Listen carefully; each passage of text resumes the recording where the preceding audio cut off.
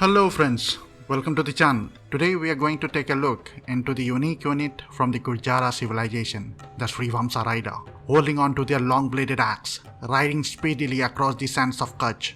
They very well could be portrayed as the Dothraki of the Indian deserts.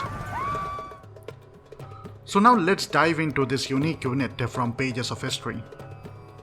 Somewhere around 860 CE, one of the chieftains from modern-day Rajasthan gifted a special breed of horses to Raja Mihira Bhoja of Gurjara Pratihara dynasty. These horses were bred specially for desert warfare. Raja Bhoja used these horses extensively in his military campaigns. With the help of these riders, Bhoja was able to secure major victories across eastern and central India, solidifying his hold over Rajputana, Gujarat and Madhya Pradesh, thus restoring the legacy of the Gurjara Pratihara dynasty.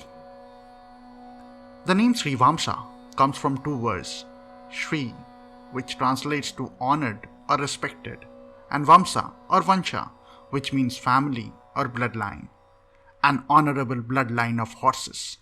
The name itself signifies the respect it commanded in the old world. Mounted on their special breed of horses, the riders were most commonly armored lightly. In certain western regions though, highly armored versions of these riders were also known to be found. Their weapon of choice was called the bhoj, an axe knife, curvy blade mounted to a metal haft, giving them the needed range to attack from horseback. Now that we have taken a look into the lore of the unit, let us look into the strengths of this unit. The first one is the special ability which makes the Shrivamsha Rider truly unique. The dodging mechanics gives the rider an immense advantage over ranged attacks. Apart from the health bar, the Shrivamsha Rider has another bar. Each projectile that it avoids consumes a portion of the special bar, and only if the rider does not have a sufficient amount of its special bar left will an ranged attack damage our rider. Though after taking a hit, the bar will automatically replenish over time, allowing the rider to take on arrows like a boss, without losing a single HP. On the other hand, even the strongest cav units of the game will ultimately lose out to smaller ranged attacks over time. So even with a low HP when compared to, let's say, a paladin or the Imperial Camel Rider, the Shrivamsha Rider can become almost impossible to kill on a 1v1 scenario without doing a thing. The dodging mechanics is not only limited to arrows, it can be arrows, javelins or bolts. The Shrivamsha Rider does a good job of dodging most of the projectiles in the game, making it a bane for the ranged unit. The second advantage the unit provides is the speed. May it be the creation speed or the movement speed. It is easily one of the fastest units the game offers. The speed highly complements the dodging mechanics while chasing or luring enemies.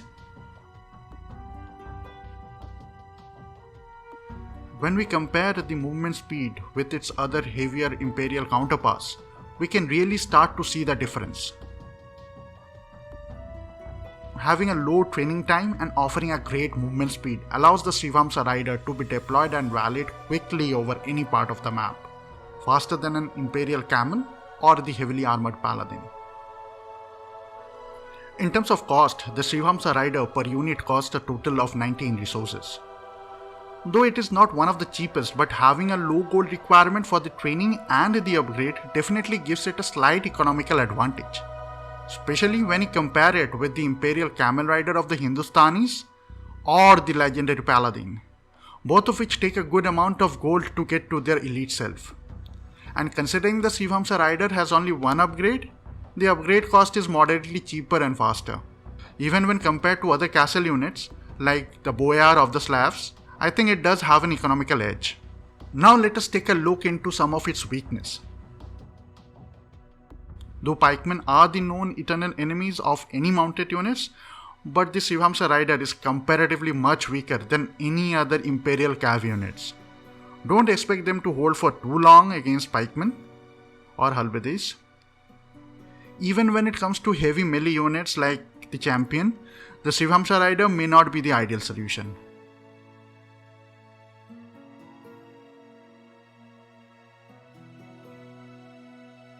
As we can see, they take more losses from them than any other Imperial units. A direct confrontation with other heavy cav units may also not turn out good for our rider. As we have seen, the Shrivamsha Rider is not a natural in heavy melee combat. It will have to rely on its good movement speed when facing any of these opponents. Unlike a Paladin or Imperial Camel, we would need to micromanage things while using Shrivamsha Riders in any of such scenarios.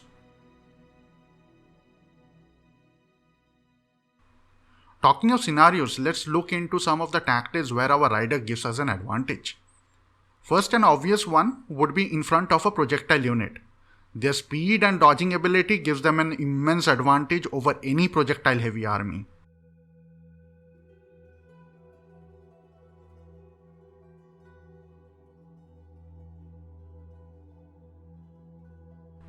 It can easily outperform the Paladin or the Imperial Camel in this scenario.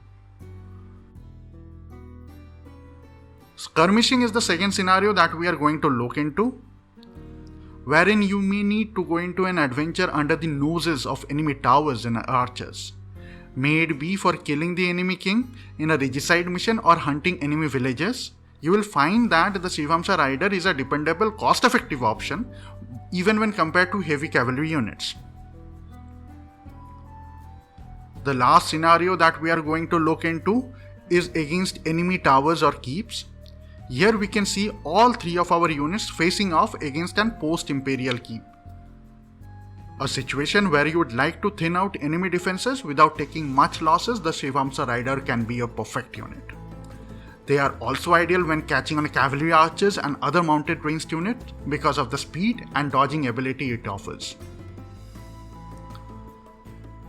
So now let's summarize our take on this unique unit. It offers great speed, can be deployed in very less time, has a moderate gold requirement for cost and upgrades, can dodge most projectiles, proving valuable against towers and other ranged units.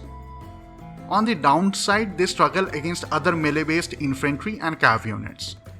My take is that since the Gurjaras historically were a cav-centric civilization, getting a unique cav unit like the Shrivamsha Rider being added to their roster definitely complements to their gameplay. While their Camel Rider is a decent anti-cav, the Shrivamsha Rider gives an option to take on other peskering skirmishers and archers, while the Chakram Throwers can mop up any pikemen or infantry. A perfect blend of synergy and uniqueness. Individually, I have used this unit as the main force in some of the missions, but I feel it can be most efficiently used as a skirmishing or a supporting force. That was all for now. Hope you liked the video. Please do consider subscribing and leaving a like. Thank you.